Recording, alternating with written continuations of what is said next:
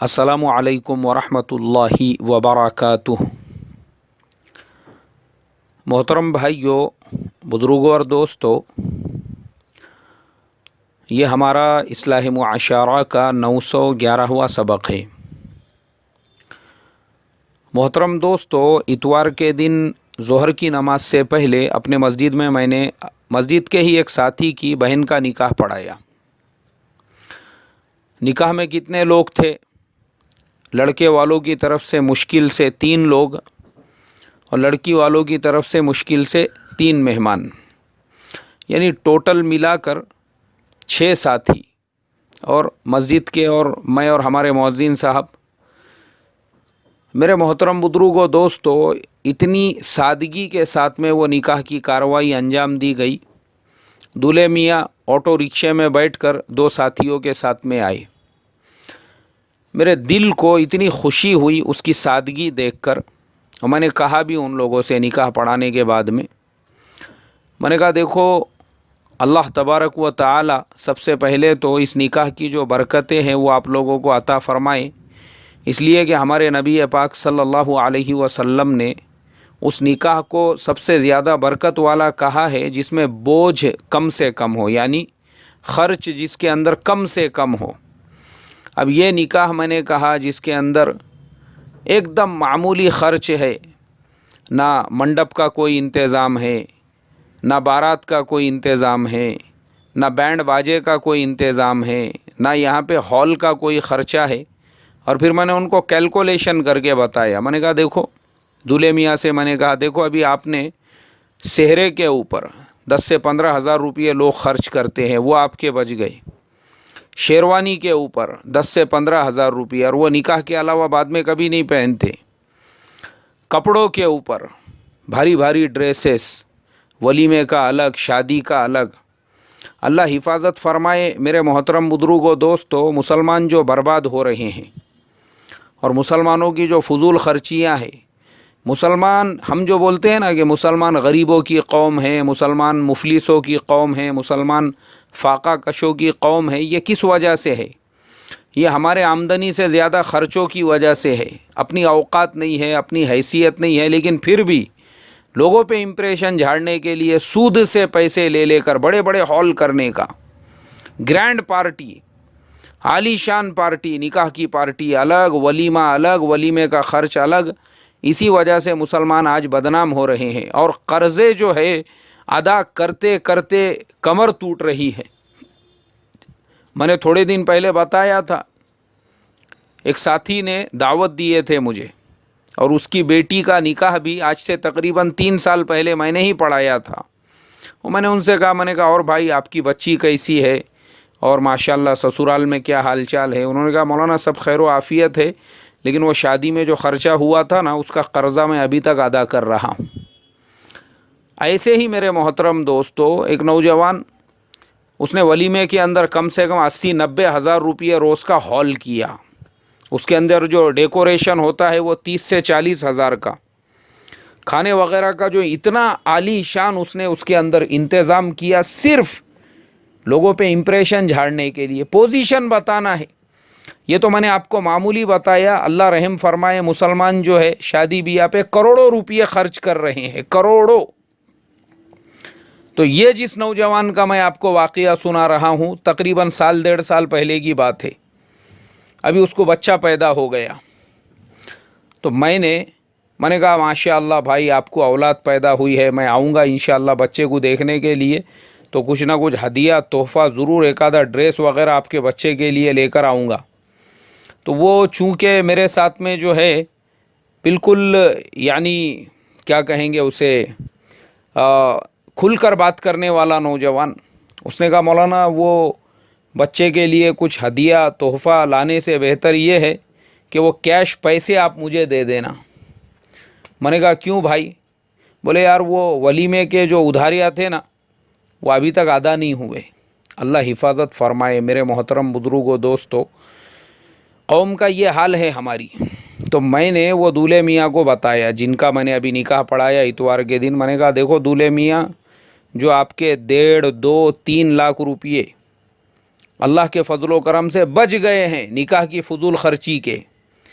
آپ اچھا کاروبار سیٹ کرو۔ کیا کام کرتے ہیں؟ بولے میری دکان ہے۔ میں نے کہا دکان کو اور بڑی کرو، مال بھرو اس کے اندر اور اچھا، اس کا ڈیکوریشن کرو اور تجارت کو بڑھاؤ، اپنے یہی پیسہ اس کے اندر لگاؤ۔ پھر لڑکی والوں سے میں نے کہا کہ جو خرچ آپ کا بچ گیا ہے وہ پیسے میں آپ اپنی بیٹی کو زیورات لے کر دے سکتے ہو، آپ اپنی بیٹی کے لیے اچھے سے اچھا خرچ کر سکتے ہو۔ دولہے میاں سے میں نے کہا کہ اگر آپ کے پاس ماشاءاللہ ساری چیزیں ہیں تو جو ولیمے کی فضول خرچی تھی اس میں آپ دونوں میاں بیوی عمرہ کر کے آ سکتے ہو۔ اس سے بڑھ کر اور ثواب کا کام کیا ہوگا؟ محترم دوستو، اتنا سادہ نکاح، اتنا سادہ نکاح، اتنا سادہ نکاح، میرے دل کی گہرائیوں سے دعا نکلی ان کے لیے، کیونکہ میں جو ہے اکثر نکاحوں کی ولیموں کی مجلسوں میں جب جاتا ہوں نا تو مجھے فضول خرچی سے سب سے زیادہ الرجی ہے، اور وہ بھی ایسی فضول خرچی جو ناموری کے لیے کی جائے اور قرضے لے کر صرف دکھاوے کے لیے، ریاکاری کے لیے۔ اللہ حفاظت فرمائے۔ چونکہ ہم یہ دیکھ رہے ہیں آج مسلمان جو برباد ہو رہے ہیں یہ فضول خرچیوں کی وجہ سے، یہ شادی کے خرچوں کی وجہ سے، یہ ولیموں کے خرچوں کی وجہ سے۔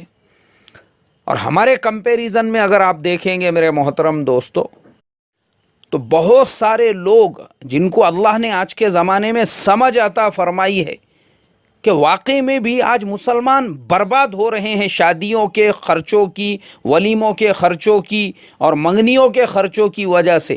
تو ایسوں کو جب اللہ ہدایت دے رہا ہے تو دیکھو وہ کیسے نکاح کر رہے ہیں، اس کا بھی میں آپ کو ایک اگزامپل دیتا ہوں۔ میں یوٹیوب پہ بہت سارے ویڈیوز وغیرہ دیکھتے رہتا ہوں۔ لاہور شہر کے اندر ایک ایجوکیشنل ویلفیئر سوسائٹی یا یتیم خانہ وہ لوگ چلاتے ہیں۔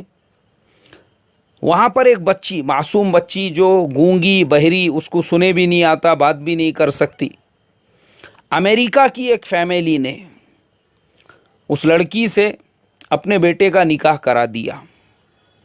انہوں نے انٹرویو لیا، انٹرویو لینے والوں نے جو ویلفیئر سینٹر تھا چلانے والوں سے پوچھا، انہوں نے کہا ایکچول میں یہ بچی جس کی 7-8 سال جب عمر تھی وہ ان لوگوں کو کہیں پہ مل گئی، بے سہارا تھی، اب اس کو بولنا بھی نہیں آتا، سننا بھی نہیں آتا۔ انہوں نے بہت تلاش کی ہے اس کے ماں باپ کو، وہ ماں باپ تو ملے نہیں، یتیم خانے کے اندر ہی انہوں نے اس بچی کی پرورش کی۔ اب وہ بچی بالغہ ہو چکی ہے، تو اس یتیم خانے کی اسی بچی اور دوسری بہت سارے بچیوں کی کفالت جو فیملی کرتی تھی، وہ لوگ رہتے تھے امریکہ کے میامی کے اندر، وہ ان کو ڈونیشن دیتے رہتے تھے اور بچوں کی کفالت کرتے تھے۔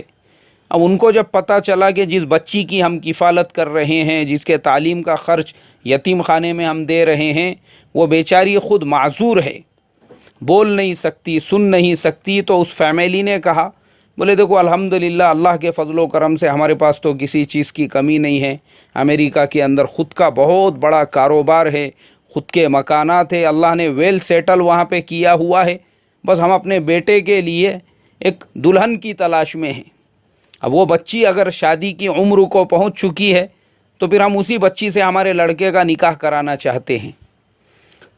تو جو ویلفیئر سینٹر چلانے والے تھے، یتیم خانے کے ذمہ دار، انہوں نے کہا ٹھیک ہے آپ کا پرپوزل سر آنکھوں پر، لیکن ہم پہلے پوری تحقیقات کریں گے۔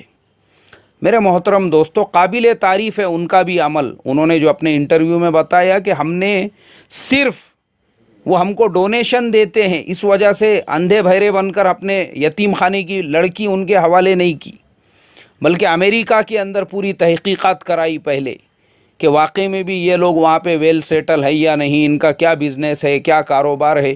جب پوری طرح سے انہوں نے تحقیقات کی اور پھر وہ لوگ ان کے ملک میں وہاں پہ آئے تو وہاں پہ ان کے جو رشتہ دار رہتے تھے ان کی گارنٹی، ان کی رسپانسبلٹی اور پوری جو قانونی کارروائی تھی وہ مکمل کرانے کے بعد یتیم خانے والوں نے اس معذور لڑکی کا نکاح امریکہ میں ویل سیٹل اس خاندان کے لڑکے کے ساتھ میں کرا دیا۔ اور نکاح بھی انہوں نے کیسے کرایا؟ اپنے خرچ کے اوپر، ساری ذمہ داری ہماری، ہم کو کچھ نہیں چاہیے، اللہ نے ہم کو سب کچھ دیا ہوا ہے۔ آج جو ہے میرے محترم بزرگوں دوستو، ہم اپنے حالات کو دیکھے کہ مسلمان سماج کے اندر مطلب شادی جو ہے نا، شادی میں سمجھتا ہوں کہ لڑکا لڑکی کے دیکھنے سے ہی ہمارے یہاں اتنے مسائل، ہم نے جو فارمالٹیز اور غیروں کی جو رسومات کو جنم دے رکھا ہے.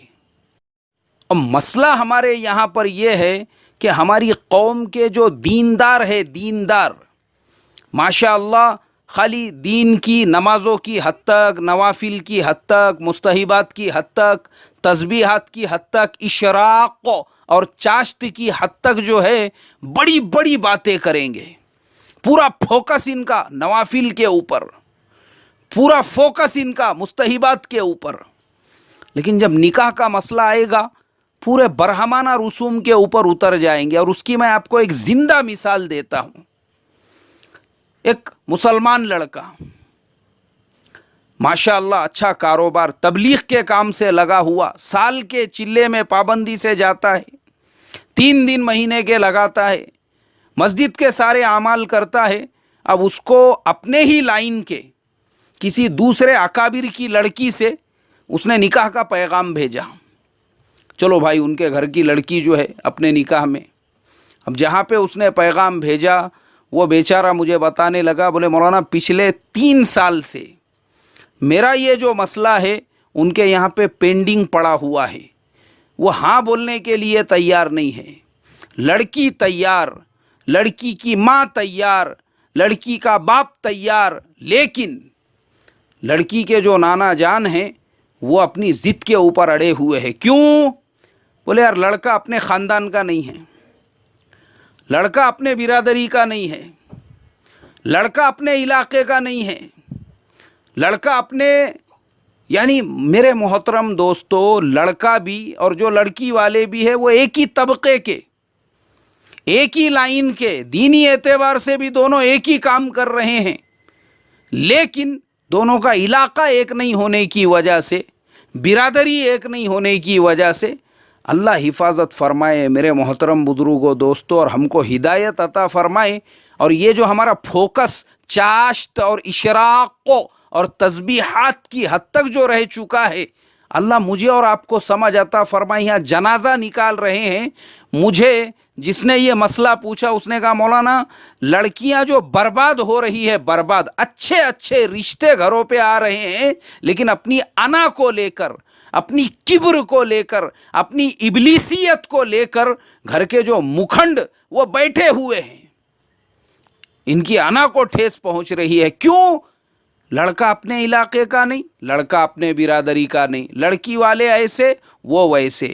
اللہ میری تمہاری حفاظت فرمائے. پھر یہ کائے کے واسطے ہے یہ ناٹک، یہ بڑی بڑی خالی فالتو کی باتیں کرنے کا، اور بس جو ظاہری اور دکھاوے کی چیزیں ہیں اس کو اچھا شائننگ میں لانے کا، اس پہ فوکس مارنے کا. اور یہاں بنیادی مسئلہ کہ لڑکی جوان اور بالغہ ہو چکی ہے، اس کو رشتہ آ رہا ہے، وہ بھی دیندار کا، آپ کے اپنے ذہن کا، پھر بھی دینے کو اس لیے تیار نہیں ہے. کیوں؟ اپنے علاقے کا نہیں، اپنی برادری کا نہیں.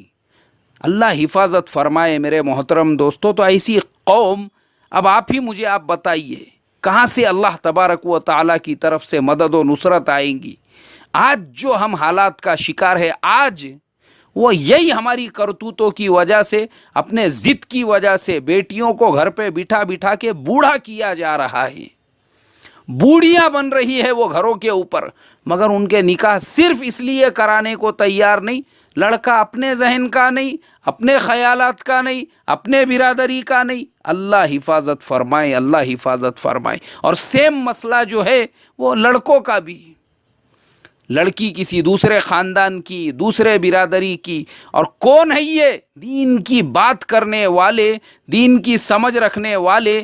آپ مجھے بتاؤ جس مسلمان سماج کے دینداروں کا جب یہ حال ہوگا، عام لوگوں کا کیا حال ہوگا؟ عام لوگ تو پھر جو خرافات آج عام لوگوں کے اندر ہے وہ ہمارے جیسوں کی وجہ سے ہے.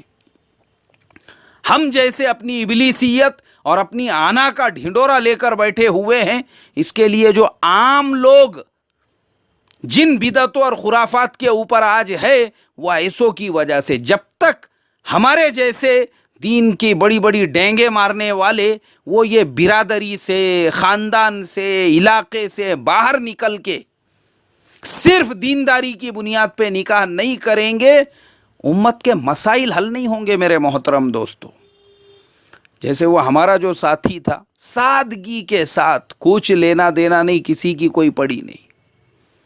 ایسے ہی وہ امریکہ والی فیملی، ہم کو نہ پیسہ چاہیے، نہ ہم کو لڑکی والوں کی چائے چاہیے، ہم نے بہت پیٹ بھر کے بکرے کا گوشت کھائے، ہماری کوئی ریکویسٹ نہیں ہے کہ ہمارے مہمانوں کو آنے کے بعد میں چھوٹے ہاتھی کا کھلاؤ بول کے، ہماری ایسی کوئی فرمائش نہیں ہے، ہم کو تو ایک کپ چائے بھی نہیں چاہیے، اور یہاں چائے کی وجہ سے شادیاں ٹوٹ رہی ہے۔ کیوں؟ ہمارے مہمانوں کو چائے نہیں پلائے بولے یار۔ اللہ حفاظت فرمائے، اللہ حفاظت فرمائے، اللہ حفاظت فرمائے، اور امت کو نکاح سادگی اور آسانی پہ لانے والا بنائے۔ السلام علیکم ورحمۃ اللہ۔